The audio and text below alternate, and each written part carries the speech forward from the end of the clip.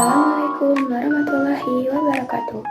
Perkenalkan, nama saya Dwi Melani dari kelas 9G. Hari ini saya akan membaca nyaring tentang kota tanpa buku. Kota tanpa buku. Pernahkah kau ke toko buku, perpustakaan, atau taman bacaan? Tidakkah kau merasa istimewa ketika berada di dalamnya? Di sekelilingmu ada berbagai toko dari dunia nyata dan hayal. Tempat yang pernah kau kunjungi dan yang belum.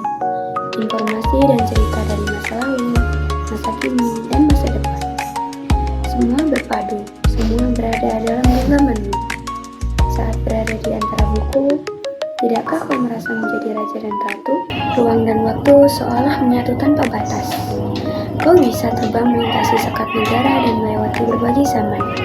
Kau bisa menyelam ke dalam samudra, melayang di angkasa, bercanda dengan aneka satwa, dan berkenalan di tengah padatnya kota, juga di rimba raya. Kau tahu, buku adalah jendela dunia, kunci pengetahuan dan pintu wawasan. Matata, sang proklamator, berkata, "Aku rela dipenjara, asalkan bersama buku, karena dengan buku aku bebas." Melalui buku, manusia terbatas dari ketidaktahuan. Tempat-tempat yang dipenuhi buku adalah harapan berkembangnya pengetahuan dan wawasan. Apa jadinya kota tanpa buku? Pantaskah dia disebut kota? Di kota itu, mungkin kabar datang dari sumber lain, dari koran, televisi, atau internet. Mungkin informasi dan cerita datang dari cerita nenek moyang bagi dongeng-dongeng sebelum tidur. Irama warganya pun tiada beda. Bangun pagi bertebaran di muka bumi untuk berbagi keperluan, untuk kembali pulang siang atau sore harinya. Setelah itu mereka berangkat tidur dan memulai lagi hari berikutnya. Semua serupa. Di kota itu mungkin ada bangunan bernama perpustakaan. Di dalamnya buku-buku berderet dalam rak yang tak terjamah.